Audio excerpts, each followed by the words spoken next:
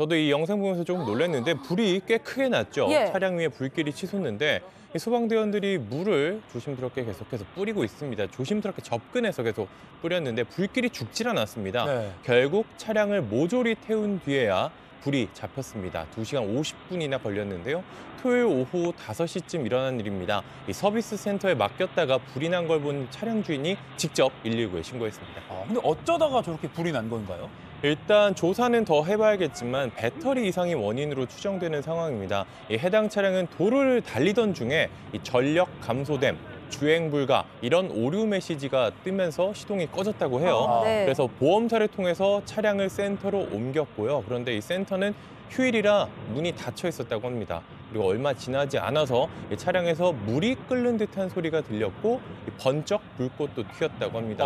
이어서 폭발음이 나고 이 차 주인이 이상하다 싶어서 직접 119에 신고를 했대요. 경찰과 소방이 도착한 뒤에도 폭발음이 들리면서 불이 났다고 합니다. 승용차가 빠르게 달려와 중앙 분리대를 뚫고 나갑니다. 마주오던 차와 부딪히고 섬광이 번쩍이며 불이 붙습니다. 소방대원들이 물을 계속 뿌려보지만 사그라지지 않습니다. 불이 붙은 차량은 전기차 테슬라 차량이었습니다.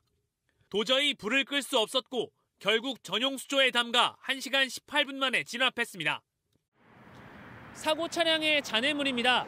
여기에 보면 타다 남은 배터리 팩이 보이는데요. 이곳에 불이 붙으면 열폭주 현상이 일어나 불이 꺼지지 않는 겁니다.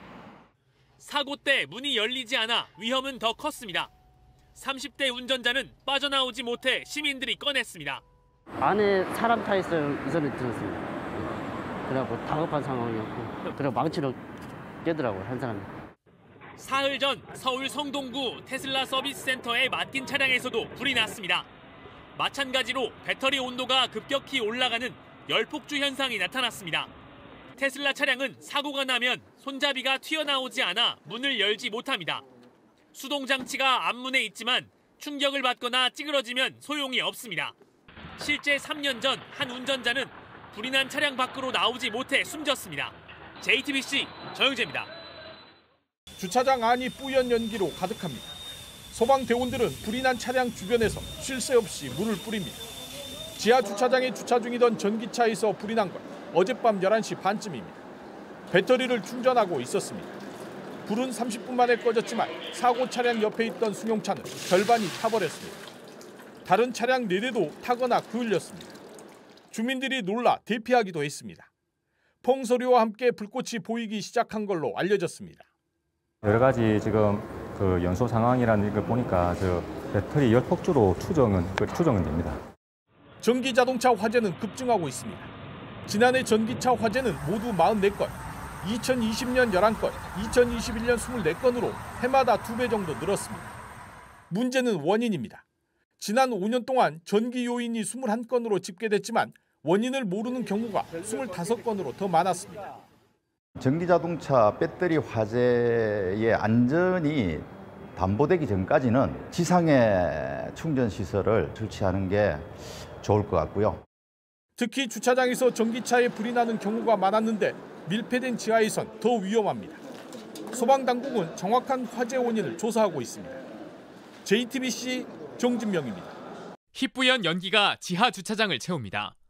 한 차량에서 폭발과 함께 불길이 일더니 옆 2대까지 번집니다. 3대 모두 불이 쉽게 안 꺼지는 전기차. 밖으로 끄집어내 수조에 넣고서야 불을 끌 수 있었습니다. 올해 7월까지 전기차 화재는 49건. 지난해 전체 발생 건수를 넘어섰습니다. 불이 가장 많이 난 곳은 주차장이었는데 그중에서도 위험이 큰 지하 주차장을 둘러봤습니다. 전기차 16대를 동시에 충전할 수 있는 공간입니다. 보시면 차들이 다닥다닥 붙어 있을 수밖에 없는 구조입니다. 근처에 소화기와 스프링클러 등이 있기는 하지만 전기차에서 불이 나고 옮겨 붙기 시작하면 끌 수 없습니다. 이 아파트도 지하 2층에 전기차 10대를 충전할 수 있는 공간이 있습니다. 작년에 추가 2%를 한 거죠. 그래서 빨리 그냥 배터리 안 먹는 거 설치하는 거죠. 지난해 1월부터 50대 이상 될 수 있는 건물엔 주차 면수의 최소 2% 이상 전기차 충전소를 갖추도록 법이 바뀌었습니다. 하지만 소방 설비에 관한 법은 그대로입니다. 불안해도 또 이산화탄소도 있고 분말도 있고 뭐를 갖다 놔야 될지 그런 거를 법적으로 이렇게 정해줘야 되는 거지. 위험은 명확한데 대책은 보이지 않습니다. JTBC 이승환입니다. 보신 것처럼 전기차에서 난 불은 수조에 넣어야지만 간신히 꺼질 정도로 내연기관 차에서 난 불보다 더 잘 번지고 끄기도 어렵습니다. 그래서 초기 대응이 중요한데 어떤 진화 장비를 도입해 볼 만한지 이어서 정영재 기자가 보도합니다. 2020년 서울 용산의 지하 주차장에 있던 테슬라 차량에 불이 났습니다. 물 44,700리터, 중형 소방차 15대 분량을 쏟아부어 겨우 껐습니다. 전기차에서 시작된 불이 잘 번지고 끄기는 어려운 건 배터리 때문입니다. 불이 붙기 전 먼저 배터리에서 가연성 가스가 나옵니다. 전기차에서 발생된 오프가스는 이제 주변에 체류가 되고 높은 압력 때문에 수평으로 전달되기 때문에 옆차에 빨리 전이가 되고 불이 붙고 배터리 온도가 치솟으면 이른바 열폭주 현상과 함께 폭발이 일어납니다. 이렇게 되면 물을 뿌리는 정도로는 해결이 안 됩니다. 이런 특성에 맞춘 새로운 장비들이 개발되고 있습니다. 국립소방연구원이 개발한 밑에서 뿌리는 스프링클러입니다. 차 아래쪽 배터리 근처에 바로 물을 쏠 수 있습니다. 6분 동안 물을 뿌리자 불길이 사그라듭니다. 불이 붙기 전 더 빨리 대응하는 기술도 있습니다. 센서가 가스를 감지하자 사방에서 벽이 올라옵니다. 순식간에 수조가 만들어지고 물이 쏟아집니다. 소방차나 이동형 수조가 못 들어오는 지하에는 충전 설비와 함께 이런 자동 수조를 설치하는 게 대안이 될 수 있습니다. 전기차만 늘릴 게 아니라 전기차 화재에 대응하는 기술과 지침까지 갖춰나가야 할 때입니다. JTBC 정영재입니다.